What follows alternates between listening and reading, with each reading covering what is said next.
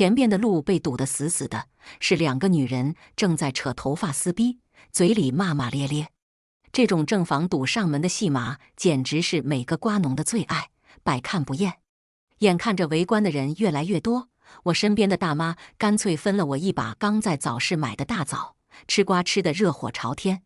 婚姻保卫战进入白热化，男主角正式登场。来了，来了！那个男的好像就是正主了。一个大姨把枣放进嘴里，含糊着拽拽我的胳膊，长得人模狗样的，败坏社会风气。哼，老太太很看不惯现在的年轻人。我顺着很多颗脑袋的缝隙里往里张望，那个男人怎么看着有点眼熟？看清那男人的正脸后，霎时我的大脑一片空白。这早上还跟我拥抱吻别的好男人好老公，现在就站在人群中，被其中一个女人拉着哭，另一个让他做主。合着这老太太口中人模狗样的男人是我老公，这王八蛋外遇一个还不够，还一养了俩。此刻看他的小情人们互相撕逼，我呆呆地站在原地。过度的冲击第一时间让我感受到的不是悲痛，而是觉得荒谬。不仅怀疑人生，甚至开始怀疑世界。理智告诉我现在可以哭一哭，但我直到今天才真正明白了什么叫做欲哭无泪。我跟于涛结婚2012年，儿子10岁了。我们白手起家，创建了现在的公司，规模不大，但是每年可盈利500-600万。那时候公司刚走入正轨，我就怀孕了，于是他让我安心在家安胎生孩子。孩子有了，琐碎的生活就开始了。我的生活中心也由他转移到了儿子身上，但是他并没有抱怨，而是一如既往地对我和儿子好。每次出差回来，都会给我带礼物，给儿子带玩具。只不过1个月有20天出差，剩下10天总要加班到深夜，甚至有酒局就不回来了。他每次都会提前报备给我，那时我以为他是为了给我足够的安全感，现在看来，他只是想先安抚好我，然后才能可放心的在外头会情人，甚至就在同一个城市同一个区，这是所谓的灯下黑腰。不是灯下太黑，是我太蠢，太信任他。我把儿子哄睡，自己开了一瓶红酒，吹了38岁的生日蜡烛。是的，因为我今天过生日，所以我跑去那个儿子喜欢的蛋糕店订了一个生日蛋糕，然后看了一出精彩的戏。我吃了一口蛋糕，真他妈苦！我忍不住泪流满面，最后失声痛哭。什么叫笑话？我就是个笑话。一个家庭主妇整日围着家里那3分地转，为了丈夫，为了孩子，放弃事业。结果人到中年，感情破裂，丈夫出轨，深夜里崩溃，真是一败涂地，丢人现眼。我喝多了，哭累了，迷迷糊糊躺在沙发上快睡着时，门开了，接着是换鞋、放钥匙，然后一个人走到我身边，低头在我的脸上亲了一口。老婆，怎么在这睡着了？我先去洗澡。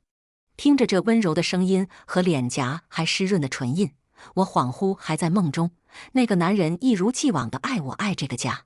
浴室的门关上，然后有水流的声音，我才彻底醒了。抬手狠狠地擦拭他亲的地方，这会不知道刚从哪个情人那回来，也许2个人还刚刚依依不舍地吻别过，现在拿那肮脏的嘴再来亲我。他洗完澡出来，见我还在沙发上，又看见桌子上燃过的蜡烛和红酒，似是突然想起来什么，然后面带愧疚地说：“对不起，老婆，我把你的生日给忘了。这2天公司实在是太忙了，明天我一定给你补上。”我冷冷地看着他，还公司太忙，怕不是安抚哪个情人去了吧？2个都生气了，也不知道一晚上忙得过来吗？他见我面色不善，也没了耐心，不就忘了个生日吗？你一天天能不能多体谅体谅我？现在大环境不好，实体公司都不好做，我一天天忙死忙活的，回来还得看你脸色吗？说罢，一甩头，扔下一句铿锵有力的“你好自为之”，去客卧睡觉了。还没等我质问他，他倒是先发制人，变成我无理取闹不体谅人。我苦笑，心一点点变冷。我还不够体谅他，孩子哭闹喂奶1次都没有喊过他，感冒发烧去医院也是我一个手抱娃，一个手拎吊瓶。双方老人生日、过年节礼物都是我准备，哪个老人有个不舒服也是我去照顾。我还要怎么体谅他？我还体谅到跟他分居10年。最开始是因为孩子小，要喂奶起夜，怕影响他休息，就让他到另一个房间睡。后来孩子大了，他却推说睡觉打呼噜怕影响我。我白天照顾孩子辛苦了，晚上需要有一个好的睡眠。以前觉得他是体贴，现在看着他摔门的背影，怕是早就不耐烦我了吧。我躺在床上，第一次感觉这张床那么空旷，那么冷。这一夜我睁着眼到天亮。我回想了我们这12年，想了前后发生的事，其实早有蛛丝马迹，只是我一直忙着，看不见罢了。现在看见了，疼了，也该清醒了。我要拿我该拿的东西，然后让他滚。第二天早上，我像往常一样，给儿子热了牛奶，做了简易早餐，然后把孩子收拾好，等着坐爸爸的车去学校。这是我们之间的一个约定。他工作忙，平时也没时间陪孩子，但是早上半个小时的车程，可以跟孩子聊聊天，沟通感情。可是现在，爸爸，你看我自己做的手工模型。儿子咬了一口三明治，迫不及待地去拿起早就准备好的飞机模型。可是于涛的手机响了，他瞥了一眼，拿起手机就往外走。你去送孩子吧，我最近公司实在是太忙了，以后可能也抽不出时间。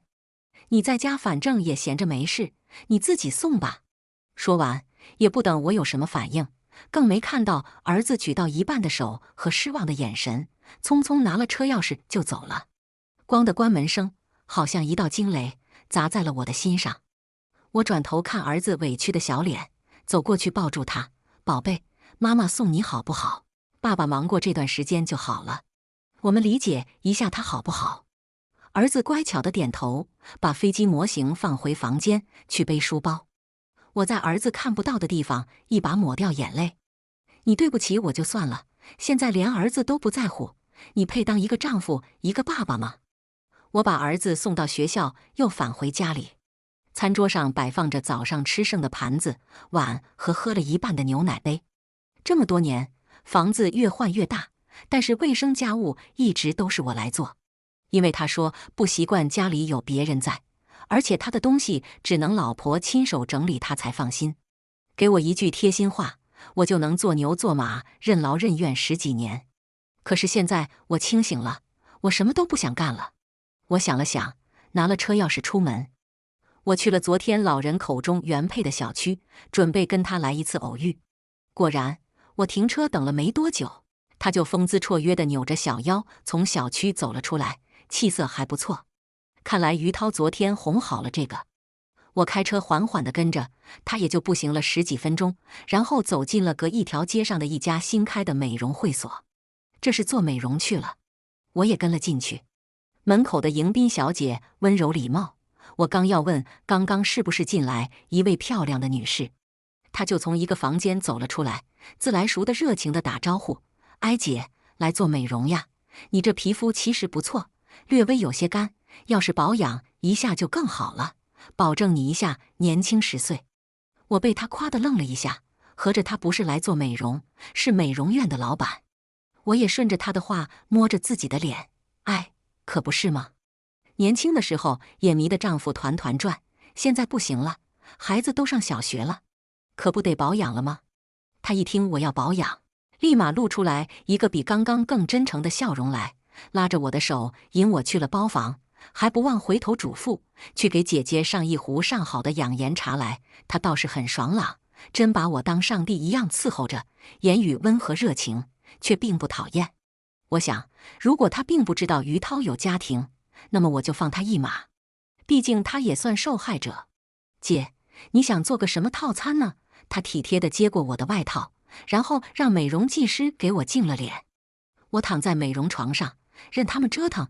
在他问套餐的时候，也没让他失望，冲老板娘面子，就来你店里最好的那个吧，我跟你聊得来。他高兴的声音都拔了一截。好的姐，那我再赠送您一套全身护理。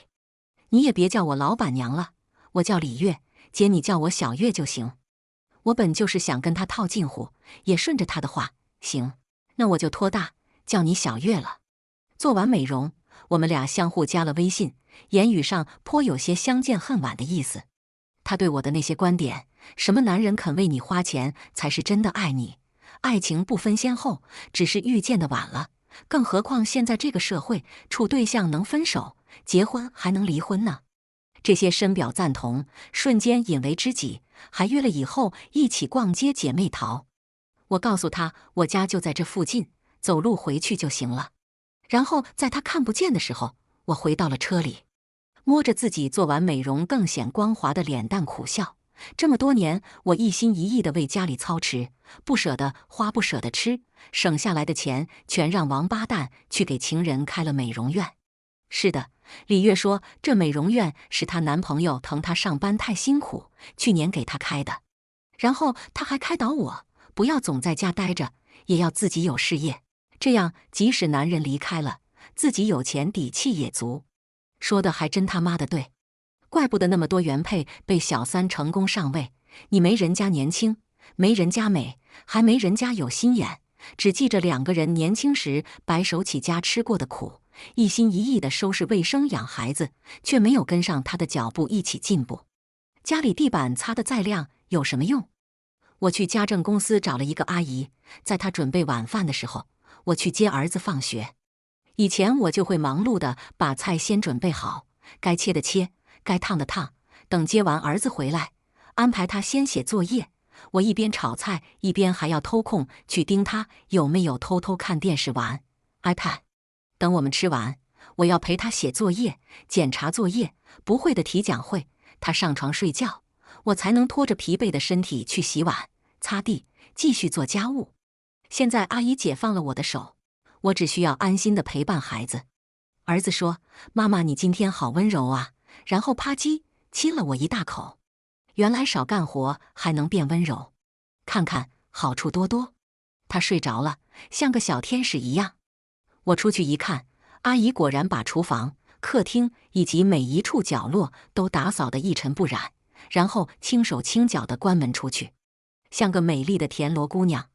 于涛依然是每天的晚归甚至不归，每次都会跟我报备，我依然跟以前一样，让他注意休息，别太累。他甚至都没有发现家里多了一个打扫卫生做饭的阿姨。我打开我的新微信，里面只躺了一个联系人李月。我会偶尔咨询一些美容问题，偶尔聊一些女人的私房话。我还会在去美容的时候送给她一些朋友从国外带回来的化妆品或者手包，她对我的善意欣喜不已。很快我们就成了好像相处多年的好闺蜜。她开始跟我炫耀她男朋友给她买的礼物，或者抱怨她现在对她没有以前上心了，不知道是不是还有别的女人。现在的狐狸精就跟没见过男人似的，闻着点骚味就往上扑，她已经不拿我当外人。可不是吗？现在的小姑娘专门盯着事业有成的男人，而那些男人就是到了80岁也喜欢18岁的小姑娘。我附和。她应该被上次的撕逼事件所影响，开始怀疑于涛不来她这里的时候，是不是真的回家，还是去别的温柔乡了。男人，哼，什么时候挂墙上了，什么时候才能消停他愤愤？我简直要冲他竖大拇指了。姐们，你是不是忘了自己是靠什么勾搭上的于涛？不是他不安分的下半身吗？也不一定非得挂墙上，要是不行了，也许就真老实了。我似不经意的回答。李月该说不说，真的是心思敏锐的人。他挥手让美容技师出去把门关好，然后悄悄凑近我耳边低声问我：“姐，你是不是有什么高招？指点指点我呗。”我能有什么高招呀？不过倒是真的让我家那口子老实了。我的后半句也故意压低了声音：“姐，求你了，你帮帮我。”李月拉我的手，撒娇的摇晃。我看着那细白的手抓着我常年干活已经粗糙的手，暗叹一声：“别急，男人嘛，你要从他们的软肋下手，看中什么你就治他什么，拿捏住了，保准对你服服帖帖。现在的网上什么没有卖的呀？我家那个电视遥控器摔坏了，去某宝一搜，10块钱包邮到家，贼好用。”我意味深长地看着他，瞟了一眼他的小腹，挑挑眉，点到为止。他眼睛一亮，立刻站起来：“姐，你还真别说，前2天我家遥控器也不太好使，我也去网上搜一下。这姑娘聪明的真让人放心啊。”于涛又出差了，我照例嘱咐他自己在外面按时吃饭，照顾好自己。然后李月也没时间回我的微信了，但是我通过他的朋友圈知道他开始行动了。加了滤镜的4菜1汤，再配上一束鲜花和一个如花般娇艳的脸蛋，配文等待我最爱的人。而那菜里自然另有乾坤。小三儿怎么上位？先拢住男人的身，进而拢住男人的心，再直逼正宫，退位让贤。可能是小四的出现，让他觉得我这个原配反正也待了10多年了，收拾我也不差这一朝半夕的，先攘外干掉小四比较好。可是我没想到，他眼睛一亮，想出来的办法竟然是把西地内妃融化到了于涛日常的饭食里。这是想掏空他，还是想弄死他？不得不说，这有干劲儿，还敢付诸于行动的三儿，果然是狠。我怎么知道的这么详细？除了他朋友圈的展示，还有我送给他的手包的装饰上藏着一个微型窃听器。手包自然是照着他的喜好送的，让他愿意天天带着，我才能知道他们2个人都干了什么好事。老公，是不是我最厉害？甜蜜的声音很清晰地传进我的耳朵。这是把手包放枕头边了吗？这么清晰？是，我的宝贝最棒，叫爸爸。我实在听不下去了，摘了耳机扔在沙发上，忍着想吐的冲动，顺了顺心口。于涛，你要点脸部，这么大岁数了，还玩得挺开。约摸着时间，我又把耳机戴上，果然已经接近尾声。我看了眼手表，好家伙，1个小时08分钟，比年轻的时候还要猛。也不知道是药效好，还是于涛老当益壮，青春焕发。2人安静下来的时候，李月的声音甜腻带着些暗哑，估计刚刚叫得太猛了。老公，你跟那个幼儿园的老师断了没有吗？断了祖宗，你都快把人给挠花了，我敢不断吗？那你什么时候娶我？这都说了快3年了，什么时候离婚娶我吗？李月并不纠缠，见好就收。快3年了，我掐了掐手心。你别急，这么大个公司，离婚了还不得分他一半吗？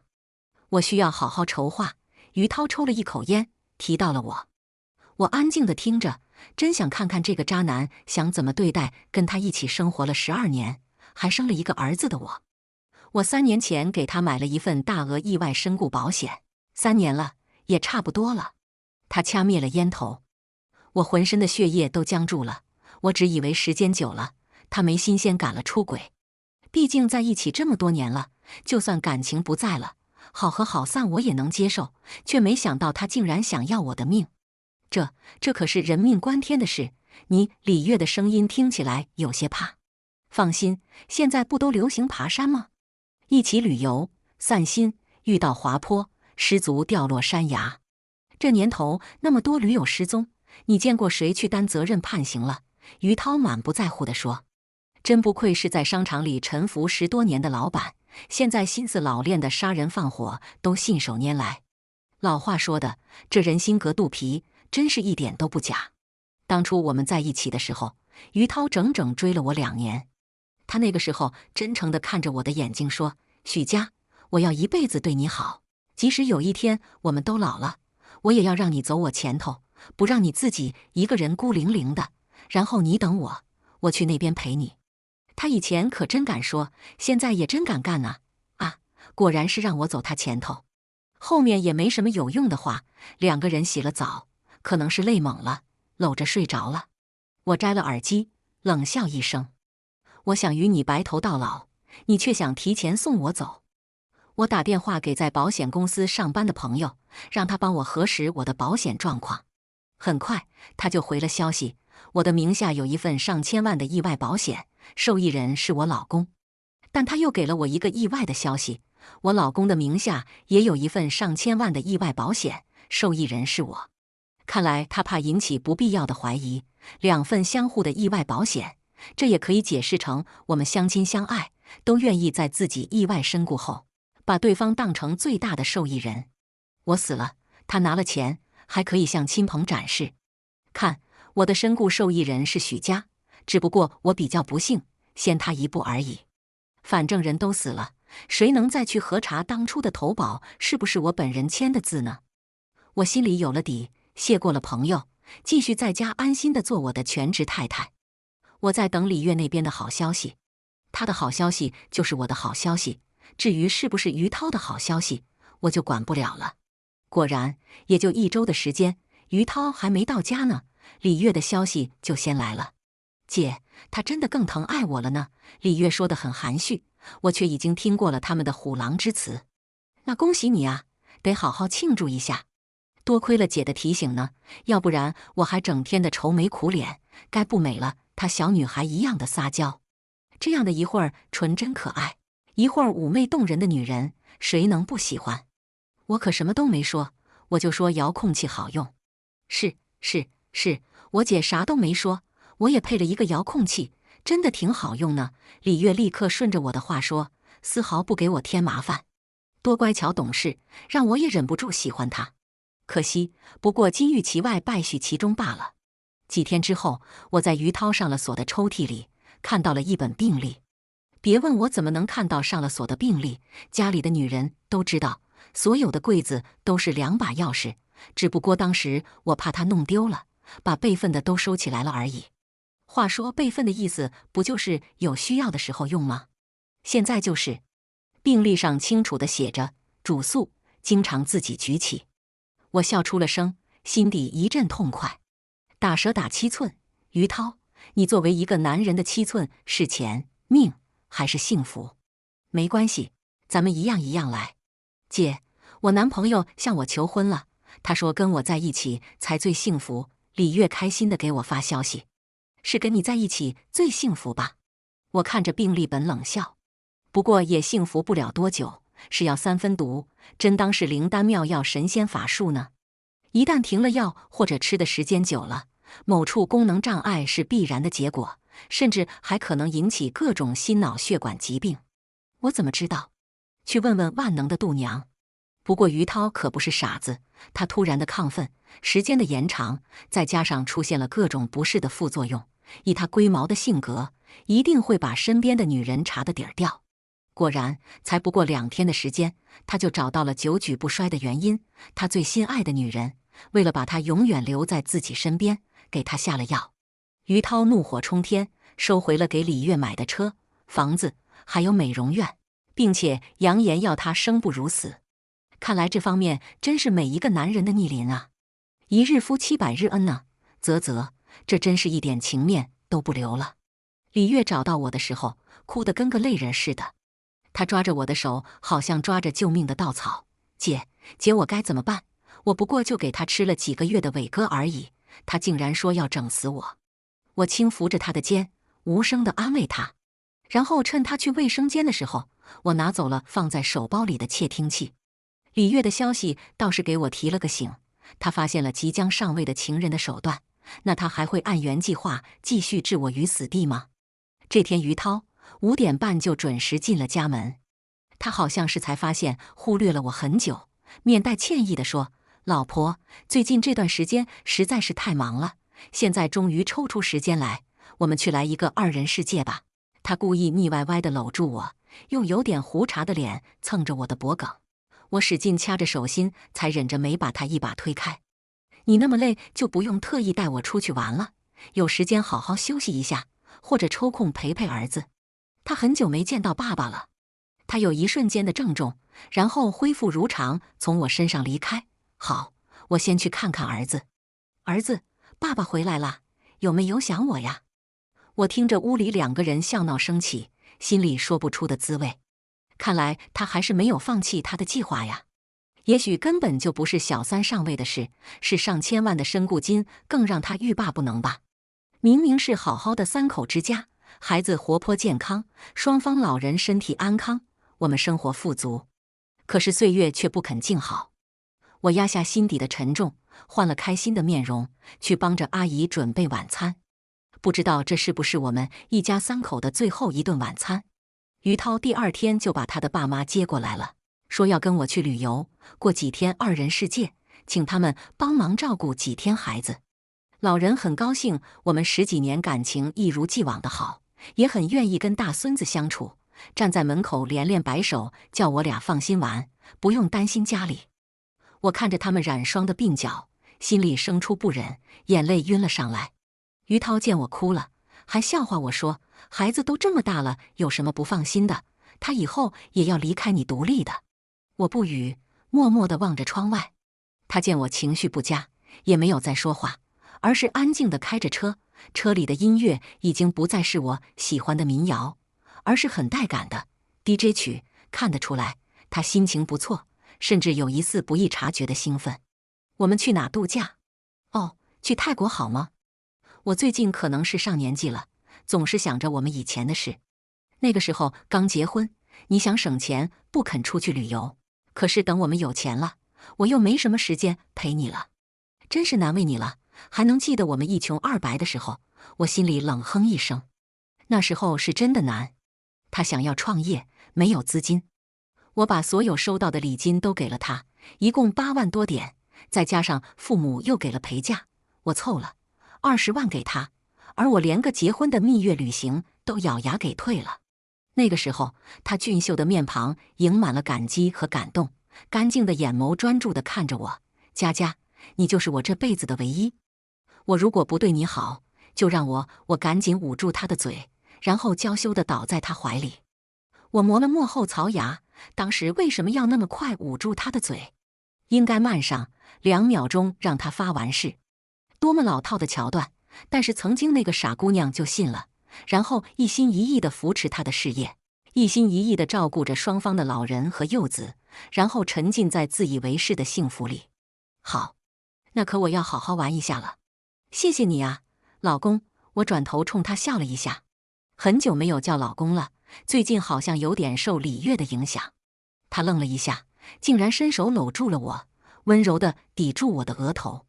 然后一路上他扮情深丈夫，我演幸福妻子，我们一路顺利地落地泰国曼谷。他已经事先安排好了接机和酒店，司机礼貌周到，酒店富丽堂皇。不得不说，他想要对你好的时候，简直是360度全方位无死角，怪不得可以左拥右抱，甚至三儿和四儿都撕逼了，谁也不舍得闹腾他一下。可惜我已经看透了，那其实就是虚伪的面具。到了，他体贴地接过我手里的拉杆箱，护着我走进酒店。于涛安排了泰国7日游，我们结婚12年，最远的地方是儿子喜欢的上海的迪士尼。他陪同我们一起到达上海，然后抱歉地说让我们去玩，他有业务要谈。这一谈就直接谈到我们行程结束。佳佳，这么多年真的辛苦你了。于涛一边感慨地说，一边温柔地将我拥入怀里。他温柔的声音在我耳畔响起，打断了我的回忆。我们骑在一头高高的大象上，近处远处的风景人情尽收眼底。大象慢悠悠地晃荡，还时不时地甩甩鼻子，打个喷嚏。这一切真是美好。如果不是那天目睹了一出好戏，我真的会为眼前的幸福所陶醉，以为这个男人爱我如初。他平时只是工作太忙太累，忽略了我跟孩子，现在他愿意抽时间来陪伴和补偿我，我真的要幸福死了。然后我看着地图上我们的最后一站安达曼海，我盯着那个美丽的海岛，嘴角不自觉地勾起了一抹冷笑。安达曼海，泰国不可错过的5大潜水圣地，壮观的魔鬼鱼，被珊瑚覆盖的洞穴，还有令人惊叹的水下尖峰，还有每年都有在潜水事故中溺水死亡的人。于涛自然安排了浮潜，不需要考 OIL 潜水证，甚至不需要擅长游泳。他给我准备了全套的浮潜装备，说要带我去看最美的鱼群，看不一样的世界，给我不一样的体验。我在他期待的目光中感动地点头，并没有忽略他脸下眼睑时唇边的那一抹兴奋。于涛，常人都说一日夫妻百日恩，我们不说有恩，至少无仇。哦对，是无仇，但是我的命对于你来说可以换钱。他细致地给我一件一件穿戴上潜水服、脚蹼，背上氧气筒，最后戴上面罩。然后在下水之前亲昵地摸着我的头盔，一会儿跟我走，我带你去看不一样的风景。不一样的死亡风景吗？呼啦啦一大群人套在救生圈里，听着泰国导游别扭的中文介绍了地理环境和此处的海洋奇景，还时不时的就提高声音呼喊大家不要掉队，不要擅自行动。然后于涛拉着我的手，悄无声息地脱离人群，朝反方向游去。脱离了吵嚷人群，海底的世界陡然在眼前清晰起来。五彩缤纷的鱼群，摇曳荡漾的水草，清澈见底的细沙，我仿佛进入了一个童话的奇妙世界。于涛一直没有松开我的手，他带领着我穿梭其中，娴熟地朝着一个方向游去。那是一大片珊瑚的海底，我震惊地睁大眼睛，大自然的鬼斧神工真是壮观啊！就在我目不转睛地盯着眼前的珊瑚山时，我听到了细微的咔嚓声，那声音好似顺着耳朵钻进了心脏，我顿时觉得呼吸困难。我转头看向于涛，他的眼中似是藏着一丝不舍，但手里的动作却不停。他关了我的氧气瓶，然后向后退了一步。我慌乱地一蹬脚，借助水的浮力快速地抓住他，然后惊慌失措地挥舞着手臂。终于，他眼中的淡定和不舍不见了，如我一样惊慌起来，一边使劲想要摆脱我，一边蹬着脚想向上游去。是的，我在惊慌中不小心抓住了他的供气调节器，又打歪了他的面罩。他呛进水，开始挣扎的比我还慌乱。我的意识也开始模糊，但是并没有放手。我尽力让自己平静下来，然后拖着他奋力向上浮去。我再次醒来的时候，已经在医院了。病床边站着一个人，灯光打在他的侧脸上，一脸焦急。醒了，他握住我的手，干燥却冰冷。我张了张嘴，觉得嗓子如火烧一样。节哀，于涛他，我虚弱地闭上了眼睛，眼泪从眼角滑落进枕头。我是不是做错了什么？如果我在发现他有小三的时候就跟他闹离婚，哪怕闹得鸡飞狗跳、身心俱疲，是不是也比失掉了一条生命要好得多？可是他会放过我吗？他为了上千万的保险费，他愿意放过我吗？不，他不会的。这次失败了，他会想着下一次的谋划。